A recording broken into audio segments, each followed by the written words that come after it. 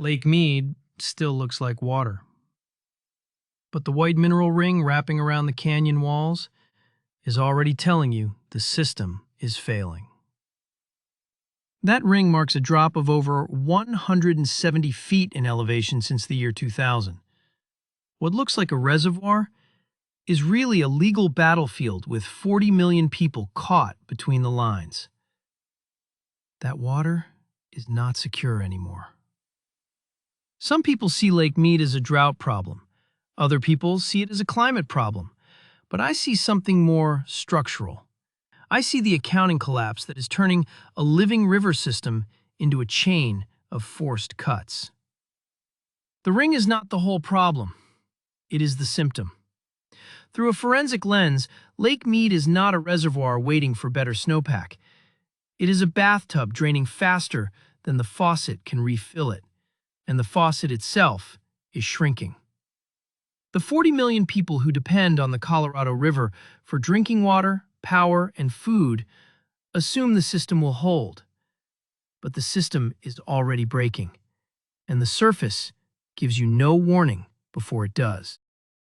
By the end of this case file, you will understand exactly how those 40 million people get cut off, and why the legal contracts written a century ago can no longer describe the physical river flowing today. We view Lake Mead as the backup reservoir for the entire Southwest. But through a forensic lens, Lake Mead is not backup.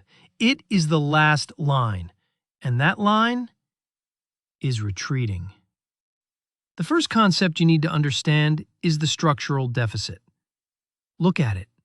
Even in years with normal rainfall, the lower basin legally withdraws over 1 million acre-feet more water from Lake Mead than the river physically deposits into it.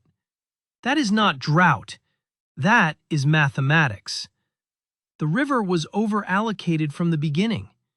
The original treaty in 1922 divided roughly 16 million acre-feet of water based on an abnormally wet decade. The treaty promised millions of gallons that simply do not exist today. The structural deficit means that every year the reservoir loses more water than it gains, and the losses accumulate. Now, look at a Lake Mead visible sign. The bathtub ring is not just a high water mark. It is a timeline. Every foot of exposed rock represents another year the river failed to deliver what the legal contracts promised. The deficit does not reverse. It compounds.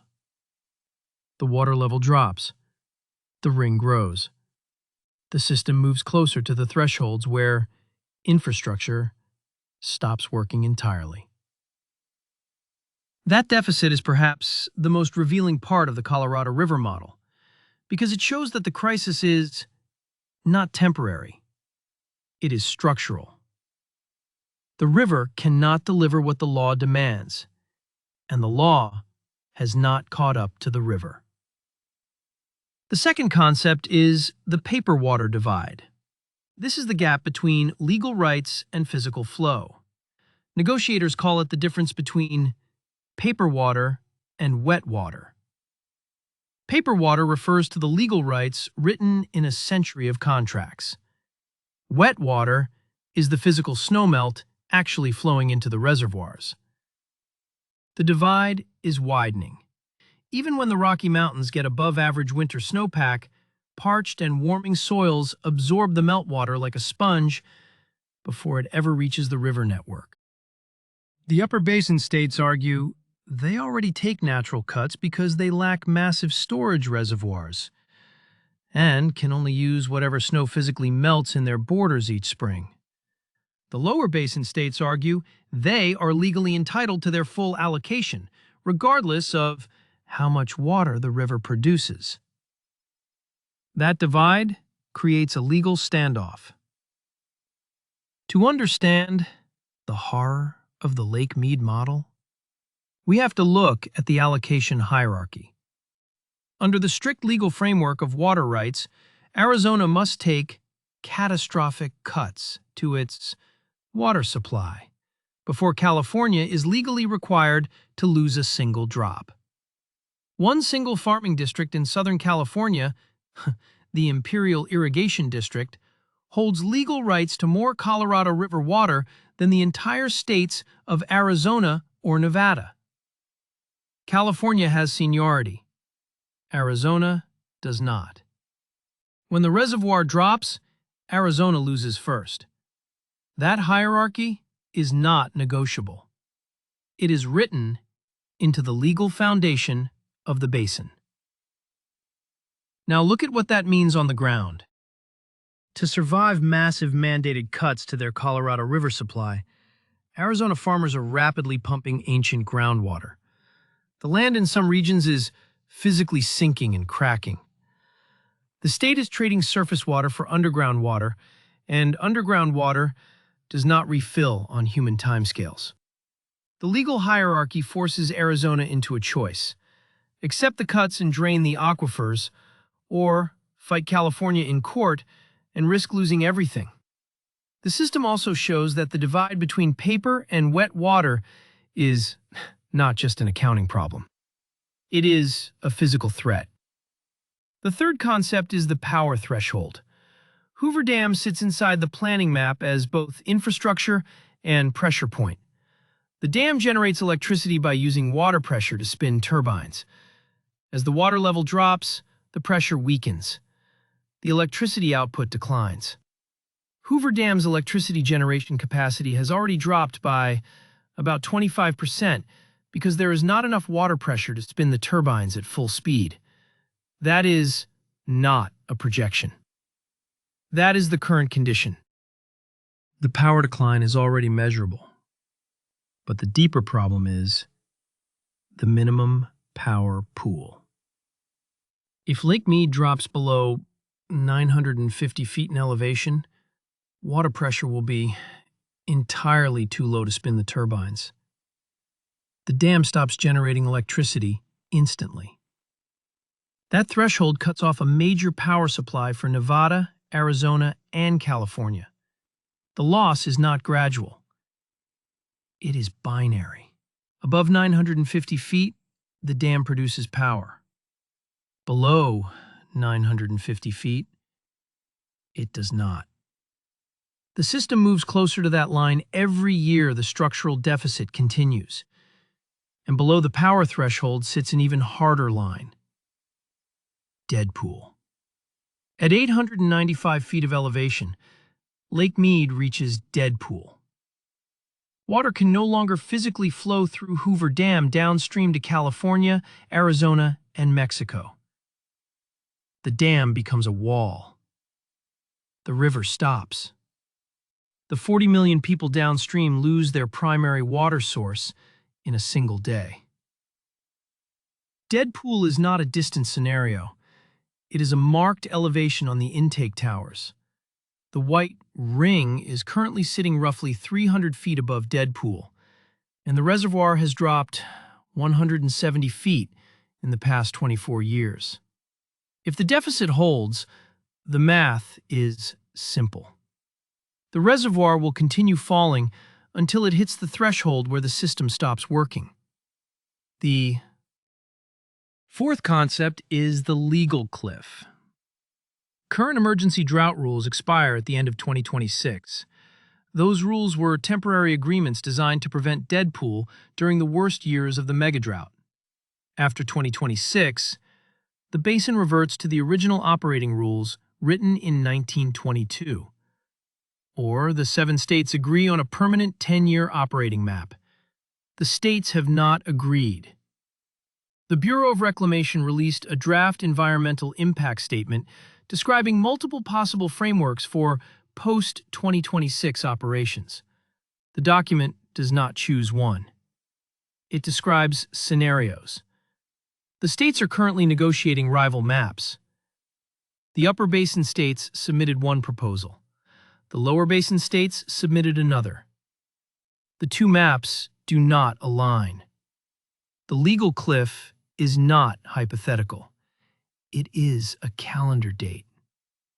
If the states fail to converge on one acceptable operating logic before the emergency rules expire, the basin faces a massive Supreme Court battle. The federal government previously threatened to rip up the rule book and impose unilateral forced water cuts if the rival states failed to draft their own survival maps. That threat is still on the table. The same legal framework that made the basin functional for a century became the legal framework trapping it in gridlock. Finally, we have to look at what the normal surface hides.